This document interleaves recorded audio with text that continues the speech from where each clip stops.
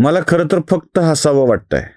होय, नितेश राणे मनपा निवडणुकीच्या निकालानंतर हसले तसं हसावं वाटतंय. पण हसणं बरं दिसणार नाही.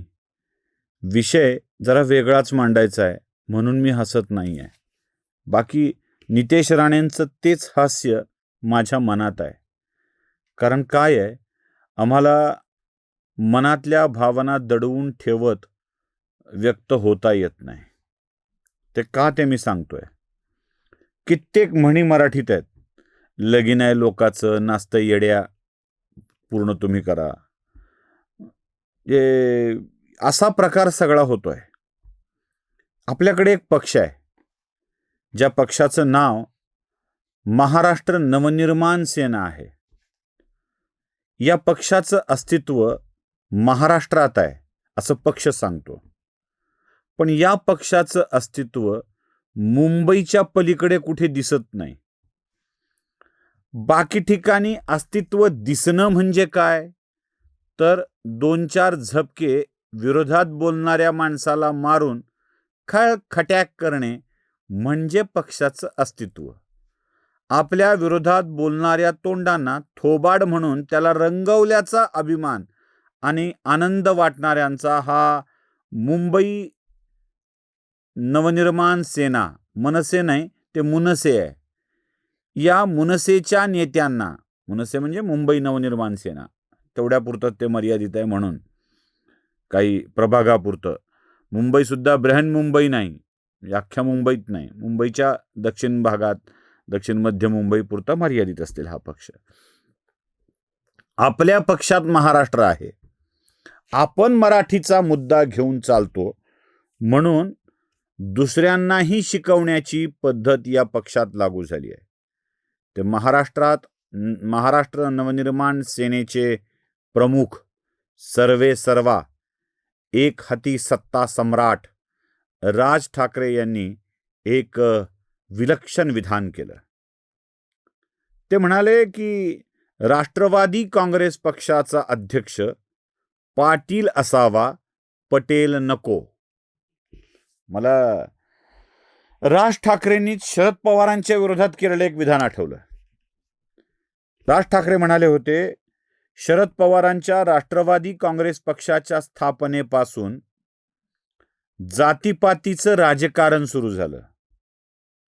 बघा, हिंदू समाजातल्या वेगवेगळ्या जातींना विभाजित करून त्यांच्यात वाद लावून राजकारण करण्याची परंपरा शरद पवारांनी आणली असं राज ठाकरे म्हणाले होते. बरोबर आहे.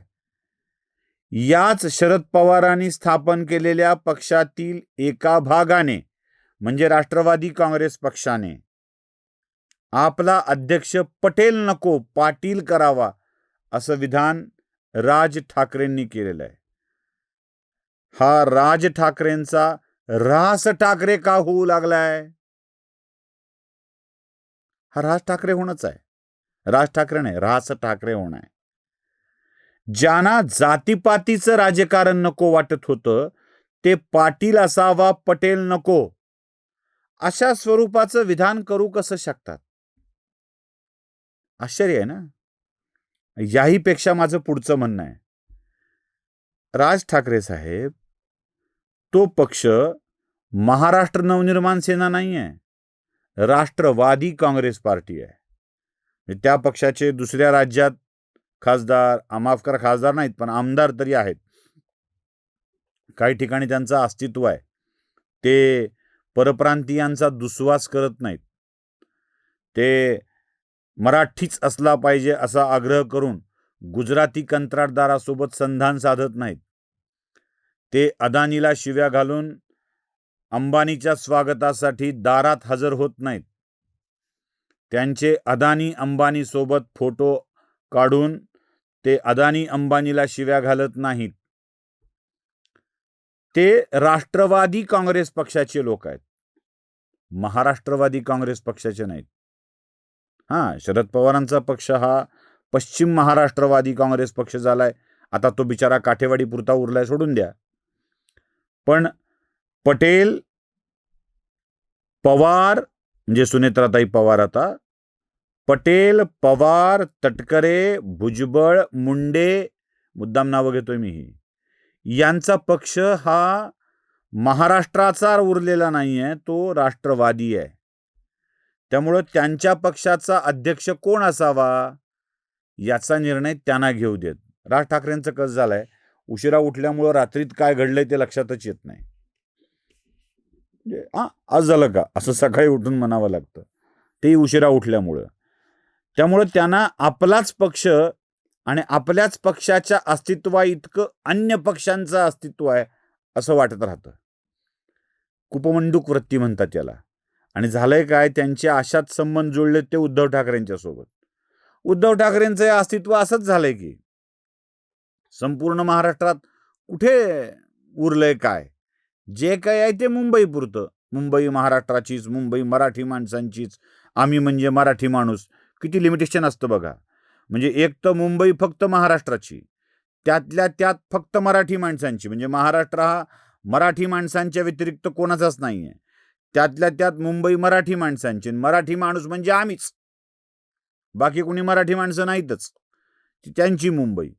हे जे उद्धव ठाकरेंनी डोक्यात घालून घेतलंय ना, ते ढवळ्या शेजारी पोवळ्या बांधला वान नाही पण गुण लागला, याप्रमाणे राज ठाकरेंच्याही डोक्यात हे फिट्ट बसलाय.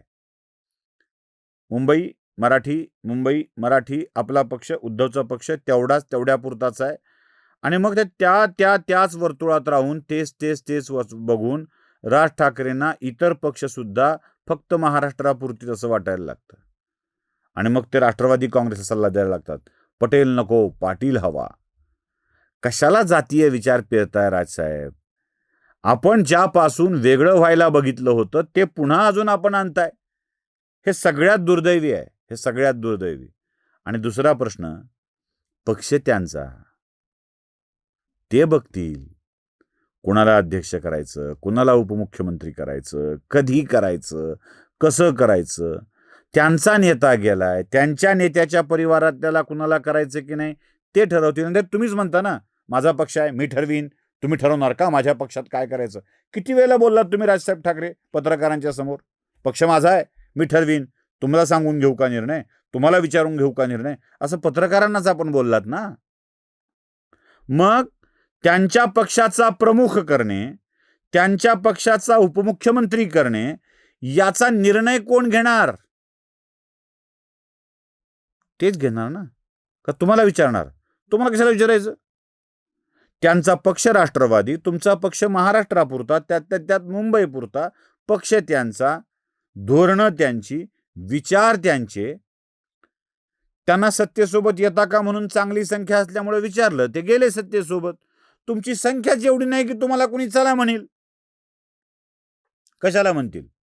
ज्याच्याकडे एकही आमदार नाही, 6 नगरसेवक आहेत, त्याचा शेळीचं शेपूट, म्हणजे कुणाला फायदा नाही कुणाला नुकसानही नाही अशी स्थिती.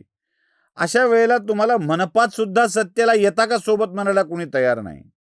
काही माणसं असतात अशी, नको म्हणतात. ती येता का सोबत म्हणायला कोणी तयार नाही. आणि तुम्ही कुठे या वादळात आपला मिनमिनता दिवा घेऊन निघाले लोकाला सल्ले द्यायला. तर मुंबईपुरत्या मर्यादित पक्षाने राष्ट्रवादी असलेल्या पक्षाला सल्ला द्यायला जाऊ नये, आणि त्यातल्या त्यात भाजपचा दुस्वास करायचा आहे म्हणून तर जाऊ नये. आम्हाला वाटलं होतं राज ठाकरेंच्या जाण्यामुळे संजय राऊत सुधारतील, आम्हाला वाटलं होतं. भ्रमनिरास झालं आमचं. आता कुणाच्या सहवासात जाऊन कोण बिघडलंय हे वेगळं सांगण्याची गरज आहे का? नाही ना. ते एक विनोद सांगितला जातो, लालू प्रसादांना म्हणे इंग्रजी शिकण्यासाठी अमेरिकेत बिल क्लिंटनकडे जायचं होतं. त्यावेळेला बिल क्लिंटन अध्यक्ष होते, ट्रम्प नव्हते.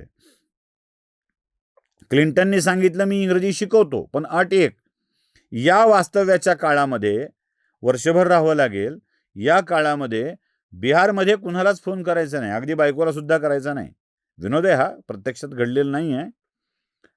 वर्षभर राबडी देवीनी कसं तरी सहन केलं म्हणे, आणि वर्षाच्या अखेरीस त्यांनी व्हाईट हाऊसला फोन करून तिकडे विचारलं, हॅलो कौन, ललवा बात कर रहे हैं क्या?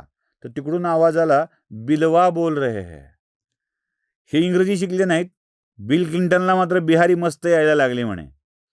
तसं राज ठाकरेंच्या सहवासात आम्हाला संजय राऊत सुधारतील वाटलं होतं, पण असंबद्ध, अनर्गल, अनावश्यक, हस्तक्षेपी बोलणं जे राऊतांच्याकडे होतं ते राज ठाकरेंच्या वाट्याला आलंय की काय, हा प्रश्न आम्हालाही पडतोय. तुम्हाला काय वाटतंय? कमेंटमध्ये नक्की कळवा. धन्यवाद. स्वधर्म जागृतीचा विधायक बुरुज न्यूज.